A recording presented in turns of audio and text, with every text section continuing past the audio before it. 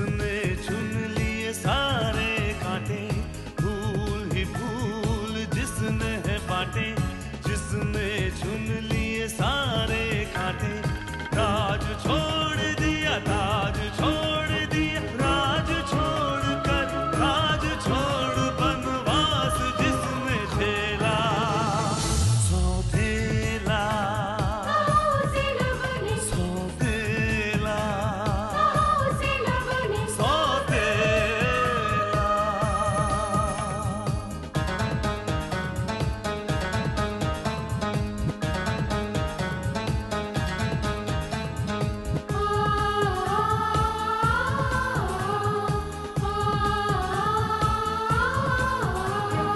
आया है रूठे दिलों को मनाने,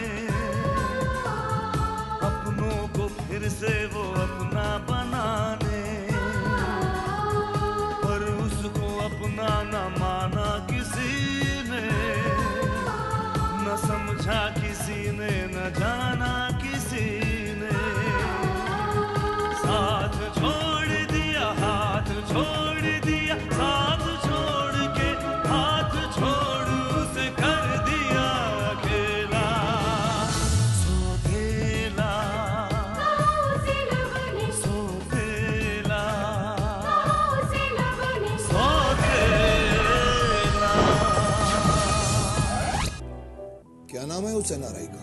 नो नॉट रियली, लेकिन मार्केट से मैंने पता किया तो मालूम ये हुआ कि he is quite a big bull in the field. उसका नाम है युगांक।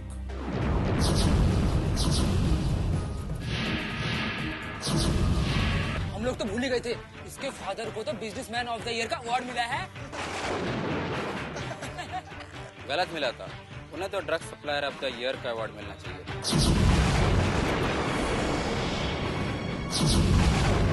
आपने वहां आकर मुझे नहीं, उन लड़कों को बचाया, वरना अब तक उनमें से कोई टपक गया होता। बंद कर अपनी बकवास तुम।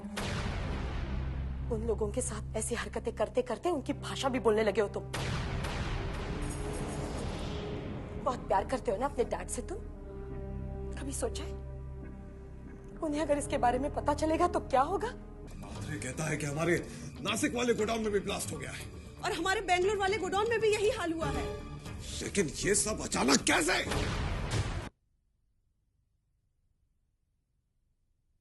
बुरा वक्त कभी बताकर नहीं आता देवराज चौधरी।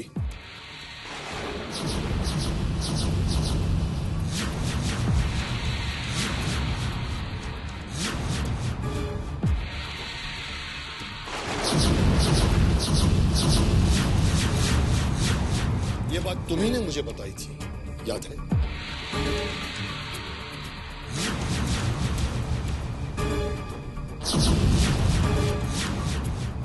ओह, तो ये सब कुछ तुम्हारे इशारे पर हो रहा है? नो नो देवराज चौधरी, तुम तो खामखा मुझ पर शक कर रहे हो। मैं तो सिर्फ तुमसे हमदर्दी जताने आया हूं। मैं जानता हूं ये सब तुमने किया है, तुमने। मैं ये सब कुछ कैसे कर सकता हूं देवराज चौधरी? पुलिस ने जो तुम्हारे गोडाउन से विस्फोटक बरामद किए हैं उसकी कीमत होगी करीबन 20 लाख रुपए। नासिक में जो ब्लास्ट हुआ है उसमें भी करीबन 20-25 लाख रुपए तो खर्च आए ही होंगे, और इतना ही खर्च बेंगलोर वाले गोडाउन के ब्लास्ट में आया होगा। अब मुझ जैसे कंगाल आदमी के पास में इतना नुकसान उठाने का पैसा कहां से आएगा देवराज चौधरी? तुम तो जानते ही हो कि मैं कितनी फाइनेंशियल क्राइसिस से गुजर रहा हूं। विक्रम आर्य, मैं सोच भी नहीं सकता कि तुम इस हद तक गिर सकते हो। मुझसे बदला लेने के लिए तुमने इतनी घटिया चाल चली। देवराज, जंग में सब जायज है। तुमने वो सुना है ना, everything is fair in love and war. ये जंग तुमने ही तो शुरू की है। और हाँ, मुझे खबर मिली है कि हर आधे घंटे के बाद तुम्हारे एक गोडाउन भी ब्लास्ट होने वाला है। कोशिश करो तो शायद एक आध गोडाउन तुम अपने बचा सकते हो। नहीं विक्रमादित्य, तुम ऐसा नहीं कर सकते, ऐसा नहीं कर सकते तुम। देवराज, बर्बादी का जो खेल तुमने शुरू किया है उसका अंजाम इससे भी ज्यादा बुरा हो सकता है। और तुम इतने ज्यादा घबरा गए कि तुमने ये जानने की कोशिश भी नहीं की कि जो खबरें तुम्हें फोन पर सुनाई जा रही हैं वो सच है या नहीं। मैं एक बिजनेसमैन हूं देवराज चौधरी, तुम्हारी तरह कोई गुंडा, बदमाश या क्रिमिनल नहीं हूं जो कामयाबी हासिल करने के लिए उल्टे सीधे हथकंडे अपनाए। इसका मतलब वो फोन वाली खबरें? झूठ जी। देवराज चौधरी, याद रखना कि मैं भी वो सब कुछ कर सकता हूं जो तुमने मेरे साथ किया है। बस मेरी शराफत मुझे रोक रही है। लेकिन मेरी शराफत को मेरी भूल समझने की कोशिश मत करना देवराज, वरना पछताओगे। और हाँ, मैं तुम्हें सिर्फ ये समझाने आया था कि ये खेल बंद कर दो, क्योंकि अगर तुम्हें मेरी जबान समझ में नहीं आई तो मुझे तुम्हारी जबान बोलनी पड़ेगी, और इसका अंजाम क्या होगा ये तुम अच्छी तरह से जानते हो।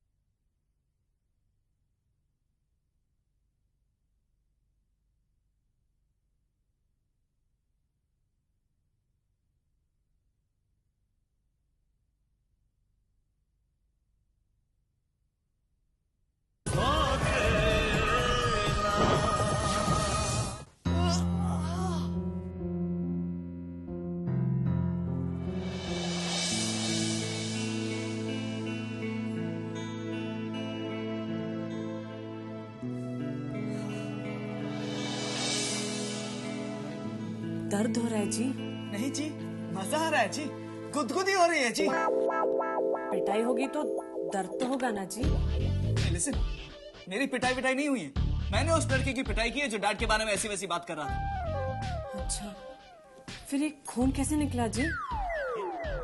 एक आध हाथ लग गया होगा, लेकिन उसे पिटाई नहीं कहते हैं। फिर क्या कहते हैं?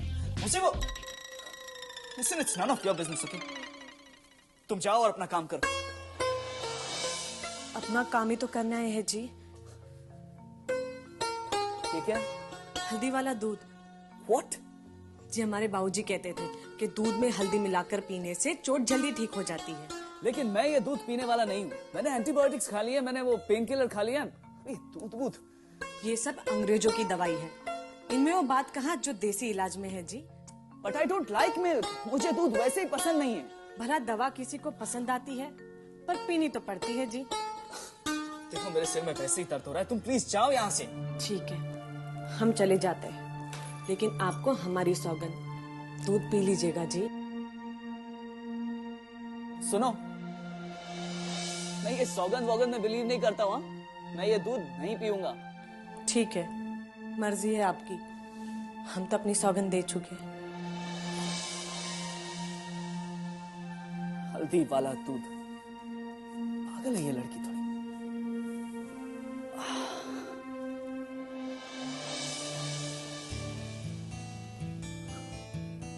दूध पी ले बेटा विशेष, वरना अगर ये लड़की सचमुच मर गई तो भूत बन के तेरे पीछे पड़ी रहेगी। God please help me.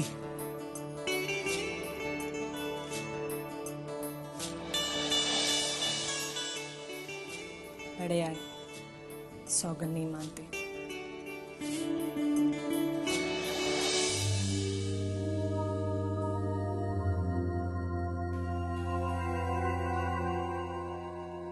ओहो, आप अभी भी टेंस्ड हैं।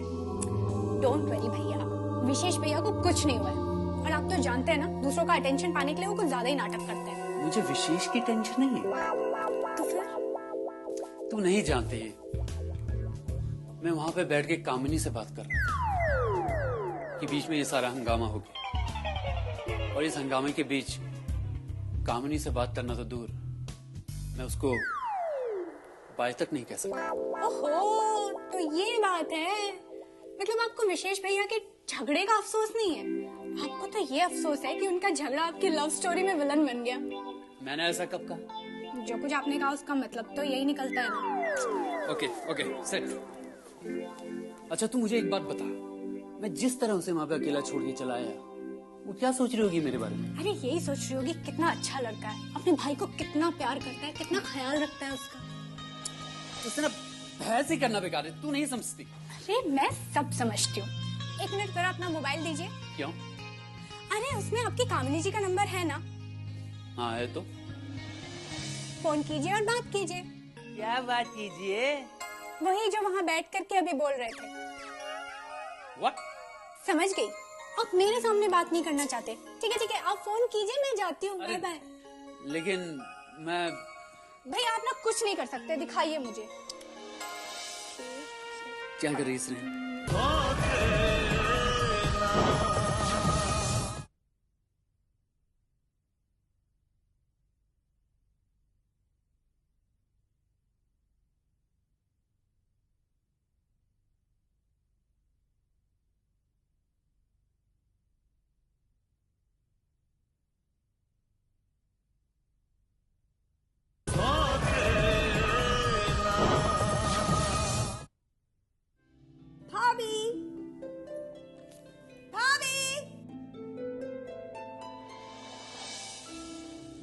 चाय। वाओ भाभी, यू आर सो स्वीट। पता है मैं सोच ही रही थी कि कोई मुझे गरम गरम चाय पिला दे। कोई? तो इस घर में मेरे अलावा कोई और भी है? वही तो। और तू खुद कभी किचन में जाकर चाय बना लेगी तो कयामत आ जाएगी, है ना? भाभी वो किचन आपकी टेरिटरी है, मैं वहाँ इंटरफेयर नहीं करना चाहती। पता है, काम चोर कहीं का।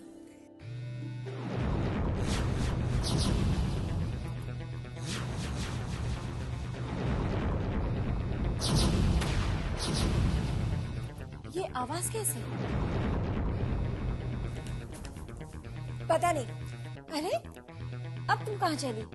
अब तक तो चाय पीने के लिए तड़प रही थी। अब मैं बाथरूम जाने के लिए तड़प रही हूँ। Any problem?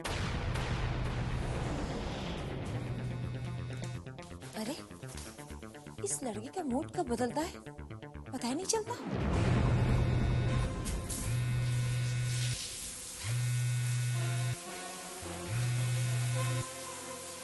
हेलो हेलो कौन? हाय, मैं स्नेहा बोल रही हूँ, शुभम आर्य की छोटी बहन। ओह हाय। एक्चुअली आपको फोन मैंने इसलिए किया था कि मेरे भैया आपसे बात करने के लिए बेचैन हो रहे थे। वो इसलिए परेशान है ना कि वो आपको कॉलेज में अकेला छोड़ा है। कहीं आप नाराज तो नहीं होंगे? Me no no not at all. मैंने सुना कि आपके छोटे भाई का किसी के साथ झगड़ा हुआ है। कैसे है वो? हाँ, छोटे भाई तो ठीक है, पर बड़े भैया की हालत जरा खराब है। लीजिए आप बात कर लीजिए। हेलो। हाय, ये मेरी छोटी बहन है स्नेहा, बहुत शरारती है, प्लीज इसकी बातों का बुरा मत मानना। उसकी आवाज से ही पता चलता है। लगता है तुम्हारे घर में सबसे सीरियस बस तुम ही हो। या oh no, actually yes. I know. वैसे तुम्हारा भाई अब कैसा है? He is fine now. लगता है बहुत गुस्से वाला है। कुछ ज्यादा नहीं, लेकिन पापा के खिलाफ अगर कोई कुछ कह दे तो उससे बर्दाश्त नहीं होता। बहुत प्यार करता है अपने पापा से। अपने आप से भी ज्यादा। एक्चुअली हम सभी लोग अपने पापा से बहुत प्यार करते हैं, क्योंकि हमारे पापा भी हमसे उतना ही प्यार करते हैं। अरे अपने प्यार की बात करने के बजाय पापा और बच्चों के प्यार की बात कर रहे हो, इसलिए बेचैन थे क्या? Shut up. What? नहीं नहीं, तुमसे नहीं, ये मेरी बहन खड़ी है ना यहाँ पे स्नेहा, वो खड़े होकर मेरे कान खा रही है। ओके। ये म्यूजिक की आवाज इतनी जोर से कहाँ से आ रही है? हेलो, म्यूजिक की आवाज इतनी जोर से कहाँ से आ रही है? लगता है पार्टी आज जल्दी शुरू हो गई है। मुझे कुछ सुनाई नहीं दे रहा। I can't hear you. Music की आवाज बहुत ज्यादा है। म्यूजिक? हाँ, डैड ने एक म्यूजिक कॉन्सर्ट अरेंज किया है। पता है, बहुत ही पॉपुलर पॉप ग्रुप को बुलाया है। ओ आई सी। क्या? अरे तुम्हारी आवाज नहीं आ रही। हेलो, लेकिन मुझे तो तुम्हारी आवाज बिल्कुल साफ सुनाई दे रही है। ओके ओके, देखो मैं तुम्हें बाद में फोन करती हूँ। हाँ, तुम मुझे फोन मत करना, मैं ही तुम्हें वापस फोन करूँ। ठीक है, बाय।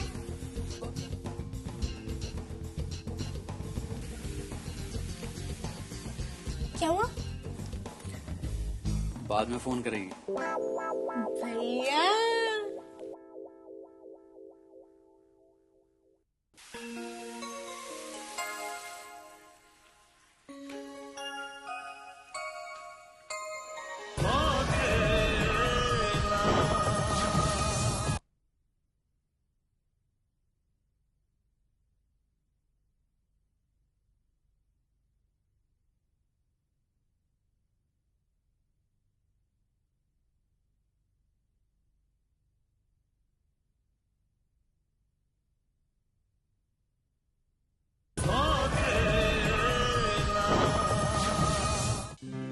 अरे भाई सुमन, भाई कहाँ हो तुम? वाओ, यहाँ तो चाय पहले से ही तैयार रखी। मगर ये तो ठंडी है। जी हाँ, ये चाय मैंने आपकी प्यारी बहन के लिए बनाई थी, लेकिन वो चाय छोड़कर बाथरूम में चली गई। मैं आपके लिए दूसरी बना कर लाती। ठीक है। सुनिए, आपने मुझे बताया नहीं कि आपने कामिनी को मोबाइल लेकर दिया है। मोबाइल? मैंने कामिनी को मोबाइल लेके दिया? हाँ। अरे अगर मैंने कामिनी को मोबाइल लेके दिया होता तो मैं तुम्हें बताता नहीं क्या? तो उसके पास मोबाइल कहाँ से आया? उसके पास मोबाइल है? कौन सा मोबाइल? पता नहीं, मैंने देखा नहीं, लेकिन वो बाथरूम में किसी से मोबाइल पर बात कर रही थी। बाथरूम में? हाँ, शायद वो ये नहीं बताना चाहती कि उसके पास मोबाइल है, या फिर शायद ये छुपाना चाहती है कि वो किससे बात कर रही थी।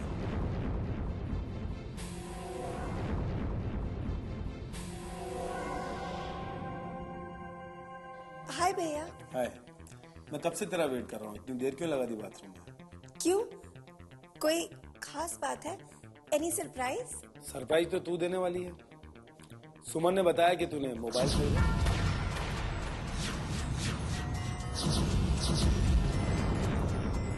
मोबाइल? क्यों मजाक कर रहे हैं भैया?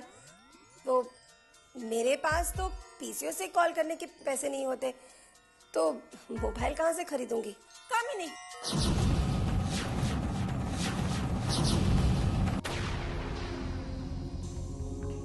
अब झूठ बोलने से कोई फायदा नहीं।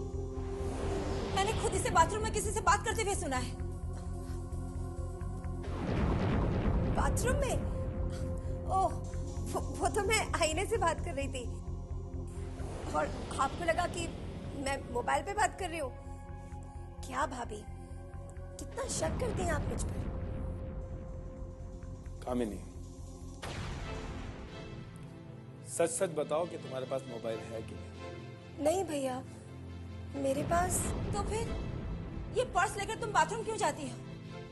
देखो, मुझे पता है इसका मोबाइल इसी पर्स में है, इसलिए पर्स को हाथ भी नहीं लगाने देती है। नहीं भैया, मेरे पर्स में कुछ नहीं है। ठीक है, तो पर्स इधर दो। भैया, भैया इसमें मेरी पर्सनल चीजें हैं। पर्स मुझे दो कामिनी। आपको मुझ पर यकीन नहीं है? नहीं। भाभी, भाभी ये गलत है। हाँ?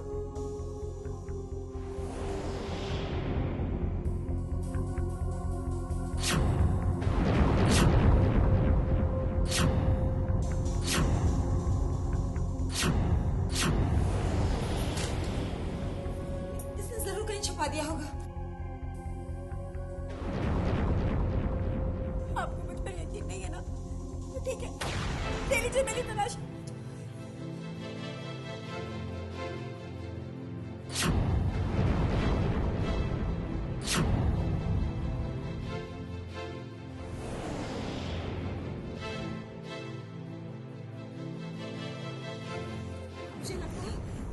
मुझे लगता है इसने बाथरूम में छुपाया होगा। बस सुमन, बहुत हो गया।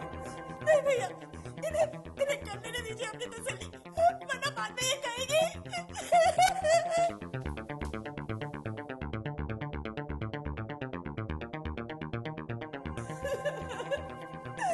पता नहीं आजकल भाभी को क्या हो गया, जब देखो तो मेरा इंसल्ट करती रहती है। अरे इतनी बार इंसल्ट करने से तो अच्छा कि वो मुझे एक बार जहर देके मार दे। कामिनी, अगर आइंदा तुमने ऐसी बात की ना तो याद रखना तुम। देखो बच्चा, तुम अच्छी तरह से जानती हो कि मैं तुम्हें कितना प्यार कर सकता हूं। मैं सब कुछ बर्दाश्त कर सकता हूँ, लेकिन अपनी बहन की आंखों में आंसू नहीं। चुप हो जाओ।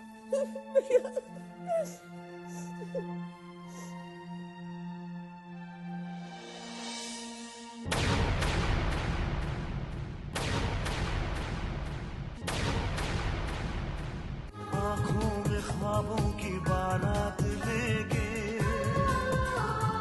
होठों पे गीतों की सौगात लेके, दिल में मोहब्बत के जज्बात लेके आया था कितनी खुशी साथ ले